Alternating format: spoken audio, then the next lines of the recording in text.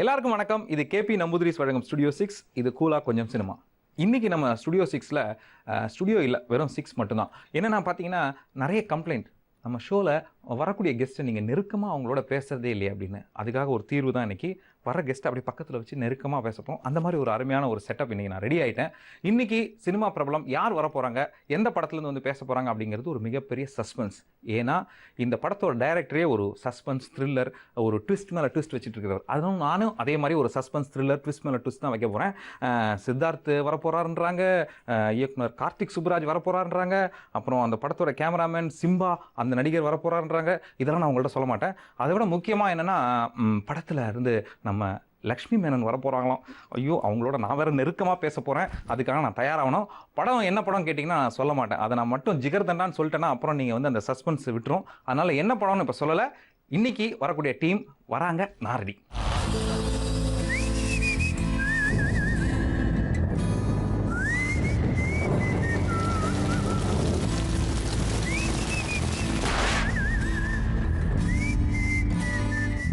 படத்தோட கிளிப்பிங் பார்த்ததுலேருந்தே உங்களுக்கு தெரிஞ்சிருக்கும், படம் ஜிகர்தண்டா அந்த டீம் தான் வர போகிறாங்க. இதை நான் முன்னாடியே சொல்லியிருந்தா அந்த சஸ்பென்ஸ் உங்களுக்கு போயிருக்கோம்ல, அதனால தான் சொல்லலை.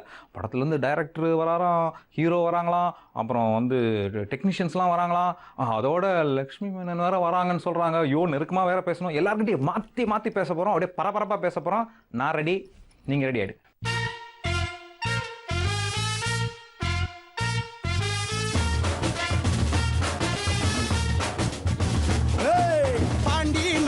கொடியின் மேல தாண்டி குதிக்கும் மீன போல சிண்டி நாக்கா யாரும். நான் அலங்கா நல்லூர் கால மைகை மண்ணு சொல்லு என் பேரை சொன்னா புழுதி பறக்கும் பாரு, புழுதி பறக்கும் பாரு. You are a maker of pizza, maker of jigarthanda அப்படின்னா சமைக்கிறதுன்னு நிறைய பேர் நினச்சிட்டு இருக்காங்க. அது என்ன சாப்பாடு பேரே நீங்கள் அப்படியே கண்டினியூஸாக வச்சுருக்கீங்க? இல்லை, அது அந்த மாதிரி ஐடியாலாம் எதுவுமே இல்லை. பட் ஆனால் பீட்சா பண்ணுறப்போ வந்து அந்த கதைக்கு ஏற்ற ஒரு பேராக வந்து பீட்சான்ற தவிர்த்து வேறு எதுவும் எனக்கு யோசிக்க முடியல அந்த டைட்டில். ஓகே.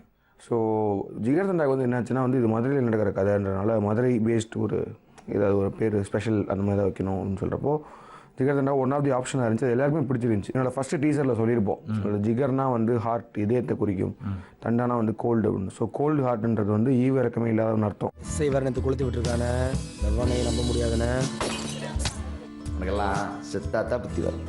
விசால்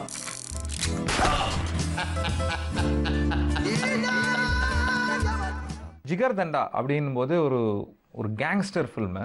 அதில் ஒரு சாக்லேட் பாய் சித்தார்த்தை எப்படி நீங்கள் யோசிச்சிங்க? மொதல் ஷார்ட் ஃபிலிம்லேருந்து ஒரு ஃபீச்சர் ஃபிலிம் எழுதுவோன்னு சொல்லிட்டு எழுதுனது வந்து ஜிகர்தண்டா தான். பட் ஆனால் என்ன ஆச்சுன்னா, அது அந்த கதையை ரொம்ப எழுதி முடிச்சு ஃபைனலாக பார்க்கும்போது வந்து நான் ஒரு பட்ஜெட் சொன்னேன். ஏன்னா அப்போ எனக்கு தெரியாது ஒரு படம் ஒரு பட்ஜெட்டில் முடிக்க முடியும்னு. நான் ஷார்ட் ஃபிலிம் கணக்கில் ஒரு இதில் முடிச்சிடலான்னு சொன்னப்போ ஆக்சுவலி எனக்கு சிவி குமார் பீட்சா ப்ரொடியூசர் தான் வந்து எனக்கு இந்த கதையை படித்தார். அவர் ஃபஸ்ட்டு படிச்சுட்டு அவர் தான் சொன்னார், ரொம்ப நல்லா இருக்குது, ஆனால் நீங்கள் சொல்கிற பட்ஜெட்டில் இந்த படத்தை பண்ண முடியாது அப்படின்னாரு. நான் வந்து சொன்னேன், இல்லை சார் எனக்கும் அவ்வளோவா தெரியல, மேபி பட்ஜெட் நீங்கள் சொல்கிறது ஏன்னா அவர் என்ன படம் ப்ரொடியூஸ் பண்ணிட்டு இருக்கான்றனால அப்போ எவ்வளோ ஆகும்னு சொல்கிறப்பன்னு சொன்னீங்கன்றப்போ அவர் வேறு ஒரு அமௌண்ட் சொன்னார். இந்த பட்ஜெட்டில் அதை முடிக்க முடியும். ஸோ இது நான் பண்ணுறதுக்கு நான் இப்போ ரெடியாக இல்லை. நான் வந்து நியூ டேரக்டர்ஸ் வச்சு ரொம்ப சின்னதாக தான் படம் பண்ண போகிறேன், 1.5 கோடிக்குள்ளே தான் படம் பண்ண போகிறேன். ஸோ அதுக்குள்ளே ஏதாச்சும் எனக்கு இருந்துச்சுன்னா சொல்லுவோம். அப்படி தான் பிஸா, அதுக்கப்புறம் தான் பீட்சா யோசித்தோம். ஸோ ஆனால் அப்போயே வந்து ஆப்ஷனில் வந்து சித்தார்த் இருந்தார். ஸோ அதுக்கப்புறம் பீட்சா அவர் சொன்ன மாதிரி பீட்சா பார்த்த உடனே அவர் நிறையா பீட்சா பற்றி அப்ரிஷியேட் பண்ணி எழுதுனால நான் ஒரு வாட்டி ஃபோன் பண்ணி தேங்க் பண்ணேன். அப்புறம் ஜிகர்தண்டா படம் ஆரம்பிக்கும் போது வந்து சரி அவர்கிட்ட சொல்லி பார்க்கலாம், ஓகேன்னு சொல்கிறாரான்னு சொல்லிட்டு தான் சொல்லி பார்த்தேன். இந்த நியூஸ் ஒரு உயிரை எடுத்துட்டு தான் உள்ளே வரும், உயிரை விட்டா தான் வெளியே போக முடியும். அதான் எங்கள் தொழில். ஜிகர்தண்டா. ஸோ இது வந்து ஒரு என்ன சொல்கிறது, ஷார்ட் ஃபிலிமில் இருந்து சினிமாவுக்கு வரக்கூடிய யங் ஃபில்ம் மேக்கர்ஸ் வந்து நீங்கள் ரொம்ப மோட்டிவேட் பண்ணுறீங்க. ஈவன் இப்போ Karthik Subbaraj is a person like that. அவர் வந்து பிஸா பண்ணும்போது ஒரு பெரிய எக்ஸ்பெக்டேஷனே இல்லை ஏதோ, but it was a boom. ஒரு டோட்டல் ஃபிலிம் இண்டஸ்ட்ரியை புரட்டி போட்டுருச்சு. இது வந்து ஒரு ஜானர், கோஸ்ட் ஜானரை வந்து இப்படி ஒரு த்ரில்லராக ஒன்று பண்ண முடியும்னு. கார்த்திக் சுப்ராஜ் வந்து ஷார்ட் ஃபில்ம் மேக்கராக இருந்தாலும் என்ன, அவர் வந்து ஒருவேளை கார்பெண்டராக இருந்தாரோ எலக்ட்ரிஷியனாக இருந்தாலும் ஒரு பெரிய வித்தியாசம் இருந்திருக்காது. பிகாஸ் அவரோட பீட்சா படம் நான் ஃபர்ஸ்ட் ஷோ பார்த்தேன். அன்றைக்கி தேட்டரில் 20 பேர் தான் இருந்தாங்க முதல் ஷோ. அவர் சொன்ன மாதிரி பீட்சா ரிலீஸ் ஆகும்போது பெரிய எதிர்பார்ப்போட ரிலீஸ் ஆகலை. ஸோ நம்ம சும்மா ஒரு நல்ல படத்தை என்கரேஜ் பண்ண போகிறோம்னு சொல்லிட்டு போய் உட்காந்து 20 பேர் படத்தை பார்த்துருந்தாங்க. படம் பார்த்துட்டு நான் ஃப்ளாட் ஆகிட்டேன். அவ்வளோ ஒரு இம்ப்ரெசிவான ஒரு படம். உடனே அதை பற்றி நான் ட்விட்டரில் நிறைய ப்ரமோஷன் பண்ணியிருந்தேன் அந்த படத்துக்கு. அப்போ நான் மைண்டில் யோசிச்சிருந்தேன், சார் இந்த மாதிரி ஒரு டேரக்டர் நம்ம கதை சொன்னால் எப்படி இருக்கும் அப்படின்னு சொல்லி யோசிச்சுட்டு இருந்தேன். கரெக்டாக கார்த்தி அடுத்த நாள் ஃபோன் பண்ணி எங்கிட்ட ஒரு கதை இருக்குது கேட்குறீங்க அப்படின்னு சொன்னார். இது பேய் படம் மாதிரி இருக்கு. இது பேய் படம் மாதிரி தான். கார்த்தியோட எல்லாமே ஒரு சர்ப்ரைஸ், ஒரு சஸ்பென்ஸோடு தான் நடக்கும். ஸோ எனக்கு என்னன்னா நான் மைண்டில் யோசிச்சது எப்படி அந்த ஆளுக்கு தெரிஞ்சிச்சுங்கிற மாதிரி ஃபீல் பண்ணிட்டு இருந்தேன். இதெல்லாம் தேவையா மாப்பிள்ள? தப்பு இல்லை.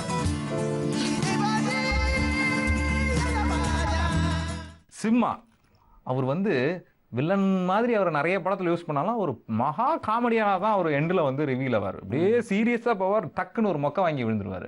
நேரம்லாம் அவர் ஐயோ தொல்லை தாங்க முடியலையே அப்படிங்கிற மாதிரி ஒரு ஆளாக இருப்பார். டக்குன்னு ஒரு ஆட்டோவில் அடி வாங்கி, அதுவும் பல நேரத்தில் அடி வாங்கி அவர் இறந்து போயிடுவார். அவரை ஒரு சீரியஸான வில்லனாக நீங்கள் எப்படி சூஸ் பண்ணீங்க? ஏன்னா இதில் அந்த சிம்மா பண்ணிய கேரக்டர் வந்து அதுதான் ஒரு ரொம்ப முக்கியமான கேரக்டர். இந்த ஸோ இதுக்கு ஆப்ஷன்ஸ் நாங்கள் ஃபஸ்ட்டு யாரெல்லாம் பெரிய லிஸ்ட்டே போட்டு உட்காந்து ஆமாம் நிறையா பேர் பேசியிருக்கோம், நிறையா பேர் பண்ணலான்ற மாதிரி யோசிச்சு. லைக் இங்கே இருக்க பெரிய பெரிய வெட்ரன் ஆக்டர்ஸ் நிறைய பேர் பண்ணி முடிச்ச ஆக்டர்ஸ், அப்புறமேட்டு ஹிந்திலலாம் கூட 2-3 பேர் பண்ணலான்ற மாதிரிலாம் யோசித்தோம். தெலுங்கு இண்டஸ்ட்ரியிலும் யாராவது 2 பேர் கூப்பிடலான்ற மாதிரிலாம் யோசித்தோம். பட் ஆனால் வந்து எனக்கு திடீர்னு ஒரு ஐடியா தோணுச்சு, சரி இவங்கெல்லாம் நம்ம ஏன்னா அவங்க ஆல்ரெடி அந்த மாதிரி ஏதோ ஒரு வில்லனாவோ ஏதோ ஒன்று பண்ணியிருக்காங்க முன்னாடி. ஸோ அதனால தான் நம்ம அவங்களை ஆப்ஷனாக எடுக்கிறோம். ஸோ மேபி ஏதாவது ஒரு பர்டிகுலர் சீனில் ஒரு ரியாக்ஷனில் வந்து ஆல்ரெடி அவங்க ப்ரீவியஸ் பண்ண படங்கள் ஞாபகம் வர வாய்ப்பு இருக்குது.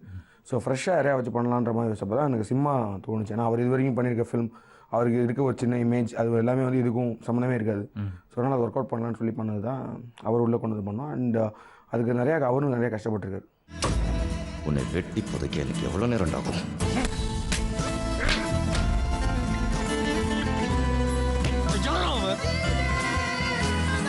நான் தான் அவனை விரட்டி அடிக்கணும். அவங்களை ஏதாவது ஒன்று பண்ணோம்டா. அந்த கார்த்தி நாயை கண்டுபிடிச்சு கொல்லணும். சிம்மாஜி பார்க்க ஆக்சுவலாக நீங்கள் ஒரு குழந்தை மாதிரி இருக்கீங்க. ஆனால் உங்களை போட்டு ஒரு வில்லனாக கார்த்திக் சுப்ராஜ் இந்த படத்தில் போட்டிருக்காரு. ஆக்சுவலாக இங்கே ஒரு வாக்கு மூலமே கொடுத்துட்டார்.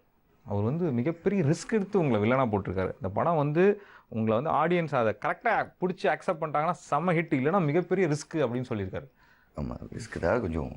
ஸோ அதுக்காக இந்த கேரக்டருக்காக நிறைய ஹோம்ஒர்க் எல்லாம் தேவைப்பட்டது. பெரிய ஹோம்ஒர்க் பண்ணி தாடி வளர்த்துருக்கீங்க. தாடி வளர்த்து அது நிறைய விஷயங்கள் இருந்தது. அந்த ஆட்டிடியூடு, அந்த கேரக்டரோட ஏஜ் ஆகட்டும். ஆமாம். ஸோ அந்த சேதுவன்றம் எப்படி இருக்கணும்ன்றது நிறைய ஹோம்ஒர்க் எல்லாம் அதுக்கு தேவைப்பட்டது. நீங்கள் அது படம் பார்க்கும்போது உங்களுக்கு தெரியும். ஹாப்பி பர்த்டே உனக்கு, ஹாப்பி பர்த்டே உனக்கு, ஹாப்பி பர்த்டே சேதன சேதன, ஹாப்பி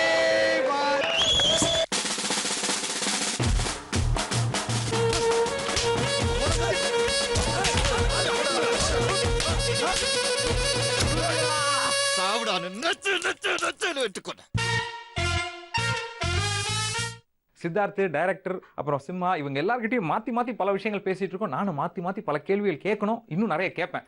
ஜிகர்தண்டா படத்தோட டீம் கூட நிறைய விஷயங்கள் பேசிகிட்டு இருக்கோம். மாற்றி கேள்வி வச்சாலும் அவங்களும் மாற்றி பதில் சொல்லிகிட்டே இருக்காங்க. ஆனால் நானும் விட போகிறதில்ல.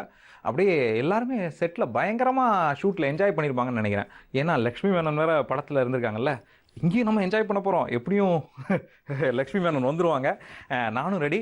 இன்னும் பல கேள்விகள் ரெடியாக வச்சிட்ருக்கேன், விடமாட்டேன். கேட்டுருவோம் வாங்க.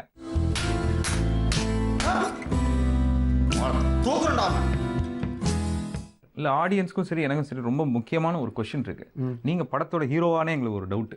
என்னன்னா அந்த படத்தோட டீசர் ட்ரெய்லர்லாம் பார்க்கும்போது ஒரு ஹீரோ அப்படின்னா டக்குன்னு அப்படியே ஒரு ப்ரொஃபைல் அப்படி திரும்புவார், அப்படியே ஸ்லோ மோஷனில் வரும், ஒரு கையை மடக்குவாங்க, அப்புறம் ஒரு பஞ்ச் டைலாக் இருக்கும், ஒரு 10 பேர் அப்படி பறப்பாங்க, அப்படி நடந்து வருவாங்க, 4 பிரிஞ்சு 3 சேருவாங்க. நீங்கள் என்னடான்னா படத்தில் உங்களை கட்டி போட்டு ஒரு 4 பேர் அடித்து பெட்ரோல் ஊற்றி கொளுத்துற நேரத்தில் ட்ரெய்லர் கட் ஆகுது. என்ன நீங்கள் வந்து கேமியோ ரோலா? அந்த என்னன்னா இதில் வந்து இது வந்து படம் பார்க்குற வரைக்கும் இந்த ஒரு தர்மசங்கமான ஒரு கேள்வி நான் பதில் சொல்லி தான் ஆகணும். பிகாஸ் படத்தில் வந்துட்டு இது வரைக்கும் நான் நிறைய படங்கள் பண்ணியிருக்கேன். நிறைய ட்ரெய்லர்ஸ், எல்லா படத்துக்கும் ஒரு ட்ரெய்லர் வரும் இல்லையா. இது வந்து சமீப காலத்தில் அந்த ட்ரெய்லர்ஸ்லேயே ரொம்ப ஒரு பரபரப்பாக ரிசீவ் ஆன ஒரு ட்ரெய்லர். நீங்கள் யூடியூபாக இருக்கட்டும், டிவியில் பார்த்த, தியேட்டர்ஸில் பார்த்தவங்களா இருக்கட்டும், செம்ம ட்ரெய்லர்னு கிளாப்ஸு. ஆனால் அந்த ட்ரெய்லரில் நான் ரொம்ப கம்மியாக வந்துட்டு போவேன் நீங்கள் சொன்ன மாதிரி. அதுக்கு முக்கியமான காரணம் என்னென்னா, கார்த்தி வந்து பீட்சாவில் ஒரு ட்விஸ்ட் வச்சார் பார்த்தீங்களா, பேய்ங்கிற அந்த பேய் ட்விஸ்ட்டு. அந்த மாதிரி இந்த படத்தில் நிறைய ட்விஸ்ட் வச்சிருக்காரு. அந்த ட்விஸ்ட் எல்லாமே என் கேரக்டர் சம்மந்தப்பட்ட ட்விஸ்ட்டுங்கிறதுனால நீங்கள் சொல்ல முடியாது. ஸோ பீட்சா நீங்கள் வந்து ட்ரெய்லரில் பேயை பார்க்கல. இந்த படத்துலையும் அந்த மாதிரி தான் ட்ரெய்லர் நீங்கள் என்ன பார்க்க மாட்டீங்க. பிகாஸ் நான் தான் படத்தில் ட்விஸ்ட்டு.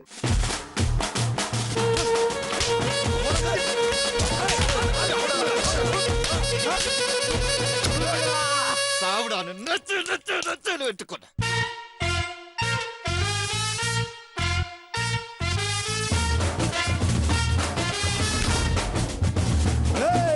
செட்டில் வந்து மிகப்பெரிய கலாட்டாக்கள்லாம் நடந்திருக்கு அப்படின்னு கேள்விப்பட்டேன். ஸோ நீங்கள் வில்லன் வேற, குறிப்பாக வந்து இதுக்கு முன்னாடி இருந்த படங்கள் இல்லாத ஒரு விஷயம் இந்த படத்தில் இருக்குது. உங்கள் பக்கத்தில் லக்ஷ்மி மேனன், நீங்கள் பயங்கரமாக டான்ஸ் ஆடுறீங்க, அதை பற்றி சொல்லுங்கள். ஆக்சுவலி டான்ஸே ஆட வராது, அது வந்து முழுக்க தேங்க்ஸ் வந்து பாபா பாஸ்கரத்தை சொல்லணும். ஓகே, டான்ஸ் ஆட வராது ஒரு பாயிண்ட். லக்ஷ்மி மேனன் பக்கத்தில் ஆட வருமா வராது, அதான் கேள்வி. அதில் என்ன இருக்குது, ஆடணும்னா ஆடணும், அவ்வளோதான். லக்ஷ்மி மேனன்றது கிடையாது. ஸோ அவர்கிட்ட போனேன்னு ஓப்பனாக சொன்னேன், எனக்கு டான்ஸில் வராது மாஸ்டர், நீங்கள் பார்த்துக்கோங்க. ஓகே, நான் பார்த்துக்கிறேன். ஸோ அதுதான் ஒரு விஷயம். அது காரணம் வந்து அவர் தான் போய் சேரும். ஓகே, லக்ஷ்மி மேனன்றது okay as a co actress. பாண்டி நாட்டு கொடியின் மேல தாண்டி குதிக்கும் மீன போல சிண்டி நாக்கா யாரும் நான் அலங்கா நல்லூர் கால மைகை மண் சொல்லு என் பேரை சொன்னா புழுதி பறக்கும் பாரு, புழுதி பறக்கும் பாரு, புழுதி பறக்கும் பாரு, புழுதி பறக்கும் பாரு.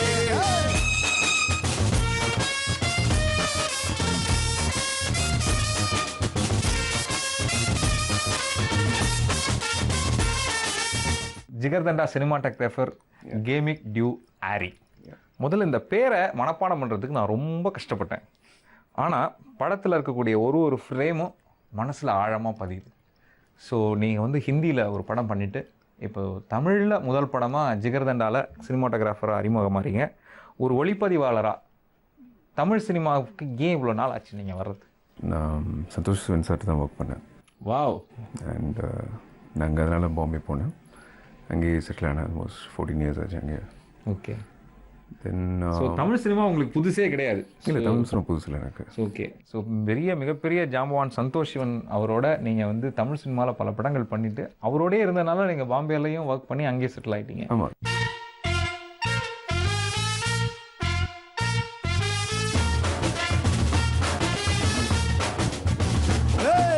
பாண்டி நாட்டு கொடியின் மேல தாண்டி குதிக்கும் மீன போல சிண்டி நாக்கா யாரும்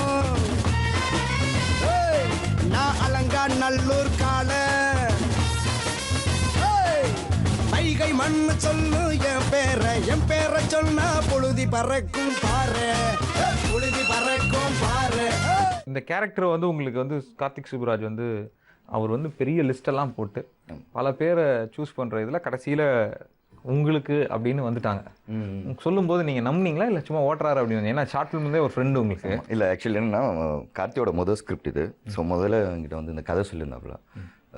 சொல்லும்போது கதை ஃபுல்லாக கேட்டதுக்கப்புறம் நான் இந்த ரோல் நான் பண்ணுவேன் அப்படின்னு கேட்டிருந்தேன்.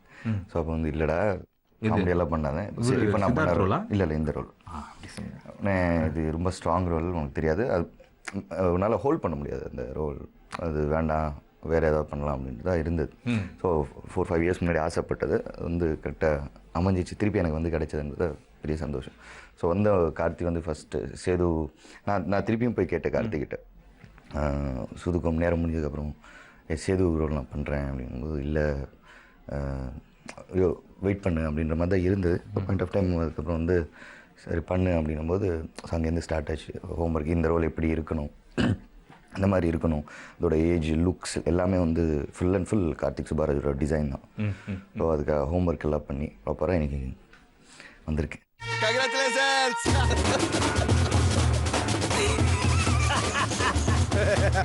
மற்றவங்க நம்மளை பார்த்து பயந்து ஒதுங்கும் போது ஒரு கிக்கு வரும்.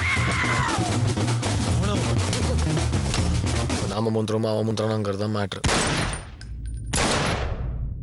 சார் இது அந்த மாதிரி ஸ்கிரிப்ட் இல்லை சார். இதில் வந்து சமுதாயத்தில் இருக்கிற வன்முறையில் எதிர்த்து உலகம் இதை ஸ்ட்ரெஸ் பண்ணி ஸ்ட்ராங்காக ஒரு மெசேஜ் சொல்ல போகிறோம் சார். இவங்க பேசுகிறதெல்லாம் அப்படியே கேட்கும்போது படத்தை கண்டிப்பாக பார்த்தே ஆகணும்னு ஒரு ஆர்வம் அதிகமாகிட்டே இருக்குது. அது மட்டும் இல்லாமல் லக்ஷ்மி மேனன் வேறு வர போகிறாங்க. இவங்க வேறு மாற்றி பேசிகிட்டு இருக்காங்க. ஒரு கேப் கொடுத்தா அவங்கக்கிட்ட 2 வார்த்தை பேசிடலாம். அவங்க வர்றாங்களா இல்லையா, வந்துருவாங்க, எப்படியும் வராமல் எப்படி போயிடுவாங்க. ஜிகர்தண்டா படத்தோட டீம் கூட நிறைய விஷயங்கள் பேசிகிட்டு இருக்கோம். ரொம்ப கலக்கலப்பாக அவங்க நிறைய விஷயங்கள் சொல்லிட்டு இருக்கிறாங்க. இது நம்ம கடைசி செக்மெண்ட்டுக்கு போகிறதுனால எப்படியும் லக்ஷ்மி மேனன் வந்துருவாங்க. கண்டிப்பாக அவங்கள்ட்ட கேட்டு தானே ஆகணும். இருந்தாலும் இவங்ககிட்ட அது வரைக்கும் பேசிகிட்டு இருப்போம். நிறைய விஷயங்கள் பேசலாமே, ஏன்னா படம் அவ்வளோ விஷயங்கள் சஸ்பென்ஸாக உள்ள வச்சுட்டு இருக்காங்க. துருவி கேட்டால் தான் விஷயங்களே வருது. வாங்க பேசுவோம்.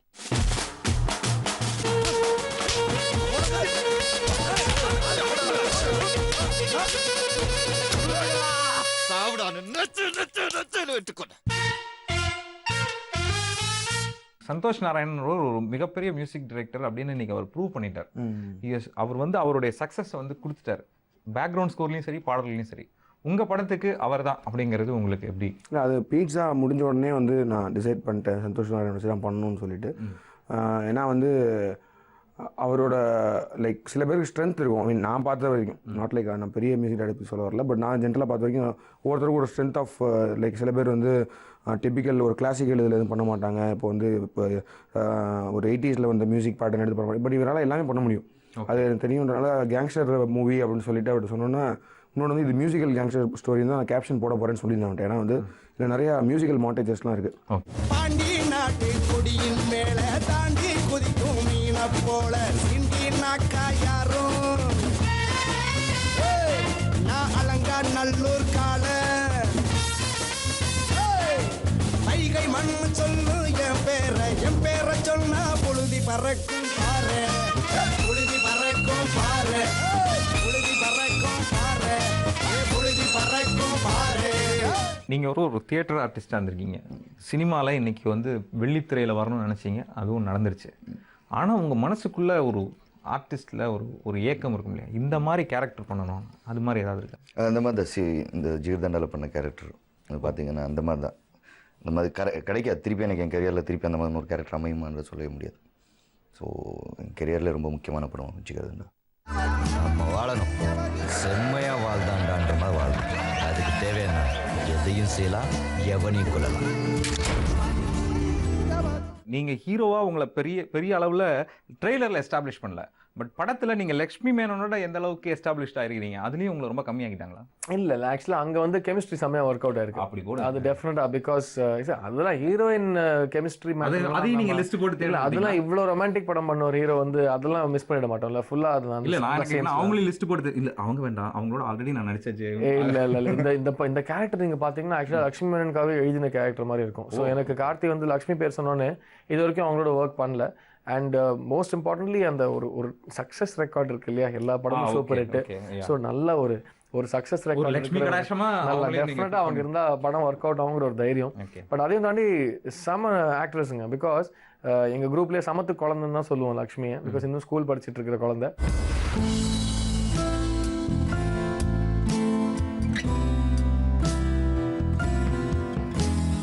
லவ் பண்ணேன், மாஸ் ஹீரோவாகணும்னு ஆசை இருக்கா? அப்படியே நடக்கும்போதே அஞ்சா பிரிஞ்சு அப்படியே இந்த கையில் ரிங்லாம் வர போட்டிருக்கீங்களே, சூப்பர் ஸ்டார் ரசிகர்கள் இருக்கீங்க, அப்படிலாம் அதுவாக ஏறிக்கணும், அந்த மாதிரிலாம் ஏதாவது ஐடியா இல்லை? ஒரு நல்ல ஆக்டர் என்ற ஒரு இதில் உன்னை சுற்றி வட்டம் போட்டு ஒரு கழுகு சுற்றிட்டு இருக்கு. என்கவுண்டர்னா வேறு பார்க்க உங்கள் ஏரியாவில் ஆள் சுற்றிட்டு இருப்பாங்க. So thanks for coming to the studio. Thank you so much. Thank you. முக்கியமாக வந்து தமிழ் ரசிகர்களுக்கு நீங்கள் வந்து ஒரு தமிழ் சினிமாவை, அதுவும் ஒரு நல்ல சினிமாவை, நல்ல கேரக்டர்ஸை நேசிக்கிற ஒரு மனிதர் ஃபர்ஸ்ட், ஒரு ஃபிலிம் ரசிகர் நீங்கள் இன்னைக்கு வந்து happen to be a hero அப்படின்றத நீங்கள் ஒரு ஓப்பனாக ஃபர்ஸ்ட்லேயே நான் சொல்லிட்டு இருக்கேன். நான் கொஞ்சம் பக்கி டைப் தான். பிகாஸ் சினிமாவுக்கு வரணும்னு சின்ன வயசுல ஆசை. சினிமாவுக்கு வந்து அசிஸ்டன்ட் டைரக்டராக வேலை பார்த்தாச்சு, ஹீரோவாக பார்த்தாச்சு, பாட்டு பாடியாச்சு, பாடல் வழி எழுதியாச்சு, ஸ்கிரிப்ட் எழுதியாச்சு, படம் ப்ரொடியூஸ் பண்ணியாச்சு. என்றைக்கோ ஒரு நாள் படம் டைரக்ட் பண்ணுவோம். எங்களுக்கு எந்த சான்ஸ் கொடுத்தாலும் அது வந்து கொஞ்சம் கூட வெக்கமே இல்லாமல் அதை ட்ரை பண்ணிடணும்னு ஒரு ஆசையில் இருக்கிறவங்க நாங்களாம். ஏன்னா இவ்வளோ தூரம் வாழ்க்கையில் வந்ததே ஒரு பெரிய விஷயம் தான் எங்களுக்கு. எங்கள் ஃபேமிலியில் சினிமாவில் வேறு யாருமே இல்லை, நான் தான் ஃபஸ்ட்டு. ஸோ அது வந்து எல்லாமே பண்ணி பார்த்துடணும். எதுவுமே பண்ணி பார்க்காம எனக்கு வராது, எனக்கு மேபி பயமாக இருக்குன்னு சொல்லாமல் எல்லாத்தையும் ட்ரை பண்ணிவிடு தான். கோல் போட்டால் கோல், இல்லைன்னா திரும்ப ட்ரை பண்ணுவோம், அவ்வளோதானே. ஒரு உயிரை எடுத்துட்டு தான் உள்ள வரும், உயிரை விட்டா தான் வெளியே போக முடியும். அதான் எங்க தொழில். ரொம்ப சந்தோஷம் எங்க ஸ்டுடியோவுக்கு வந்து மனசை திறந்து ரசிகர்கள் முன்னாடி நீங்க வந்து ஷேர் பண்ணதுல ரொம்ப சந்தோஷம். அதாவது நல்ல ஹார்ட் ஒர்க் பண்றவங்க, உண்மையா ரசிகர்களை நோக்கி வேலை செய்யறவங்கள தமிழ் ரசிகர்கள் எப்பவுமே வந்து சினிமா உயர்த்தி பிடிக்கிறாங்க. உங்களை வந்து ரொம்ப பெரிய இடத்துல தூக்கி வச்சிருக்காங்க அப்படின்னு சித்தார்த் வந்து முதல்ல சொன்னாரு. கண்டிப்பா பிசிக்கலா தூக்க முடியாது, ஆனா மனசுல வந்து உங்களுக்கு பெரிய உயரமான இடத்துல தூக்கி வச்சிருக்காங்க. அது பிஸால இருந்து அப்படியே தொடருது. ஜிகர்தண்டாக்கு அப்புறம் அது இன்னும் உயர்ந்துகிட்டே போகும் அப்படிங்கிற ஒரு வாழ்த்துக்களோட நன்றி சொல்றோம். தேங்க்யூ. கொலை பண்ணாதான் அவன் பெரிய ரவுடி. என்ன பண்ணா, எப்படி பண்ணா, எத்தனை பண்ணா, அதை பொறுத்து அவனுக்கு மரியாதை வேல்யூ எல்லாமே. ஒவ்வொரு கொலையும் ஒரு மெடல் வாங்குற மாதிரி. தமிழ் சினிமா தன்னுடைய மூச்சு நடிகனாக இருக்கணும் அப்படிங்கிறது தான். நான் வந்து பெரிய ஹீரோ, நான் எப்பவுமே நடிகனாக நிறைய வித்தியாசமான கதாபாத்திரம் பண்ணணும்னு நினைக்கக்கூடிய இந்த மாதிரியான நடிகர்களை நம்ம கண்டிப்பாக பாராட்டி ஆகணும். கண்டிப்பாக இந்த நேரத்தில் ஸ்டுடியோ 6 சார்பாக ஒரு மிகப்பெரிய பாராட்டுகள். தியேட்டரில் கண்டிப்பாக உங்களுடைய கேரக்டரை பார்த்து உங்களுக்கான ஃபீட்பேக் மக்கள் கொடுக்கும். கண்டிப்பாக thank you so much. Happy birthday உனக்கு, ஹாப்பி பர்த்டே உனக்கு, ஹாப்பி பர்த்டே சேதன. ஜிகர்தண்டா படத்தோட டீம், குறிப்பாக டைரக்டர், அதோட ஹீரோ சித்தார்த், சிம்ஹா, அப்புறம் சினிமாட்டோகிராஃபர், இவங்க எல்லாருக்கிட்டையும் நிறைய விஷயங்கள் பேசணும். ரொம்ப ஜாலியாக இருந்தது, ரொம்ப சுவாரஸ்யமாகவும் இருந்தது. அவங்க ஷூட்டிங்லாம் எப்படி இருந்ததுன்னு கேட்கும்போது, ஆனாலும் லக்ஷ்மி மேனன் இன்னும் வரல அப்படிங்கிறது தான் ஒரு வருத்தம். எப்படியும் வந்துருவாங்கன்னு நினைக்கிறேன். அவங்களோட ஒரு 4-5 கேள்வியாவது ஒரு நெருக்கமாக கேட்டுற வேண்டிய தேவை. லக்ஷ்மி மேனன் என்னது வரமாட்டாங்களா? என்ன சொல்கிறீங்க ஏங்க? இது சொல்லி தான் நான் ஷூட்டுக்கே வந்திருக்க மாட்டேனே. நான் ஷோ முடிக்கிறேங்க. என்னது ஷோ முடிஞ்சா போச்சா? என்னதான் இருந்தாலும் லக்ஷ்மி மேனன் வரலைங்கிறது ஒரு மிகப்பெரிய வருத்தம் தான். அவங்கள நான் தேட்டரில் போய் பார்த்துக்கிறேன். நீங்களும் லக்ஷ்மி மேனன் மட்டும் இல்லை, இந்த பிள்ளைக்கு போட்ட இந்த படத்தை தேட்டரில் போய் பாருங்க. ஜிகர்தண்டா நல்ல படம் போலவா? அடுத்த வாரம் இதே மாதிரி ஒரு இன்ட்ரெஸ்டிங்கான ஒரு டீமோட, இன்ட்ரெஸ்டிங்கான ஒரு படம் சம்பந்தமான விஷயங்களோட கண்டிப்பாக பேசுவோம். உங்களிடமிருந்து விடைபெறுவது உங்கள் ஜெயச்சந்திரன். இது கேபி நம்பூதிரிஸ் வழங்கும் ஸ்டுடியோ 6 கூலா கொஞ்சம் சினிமா.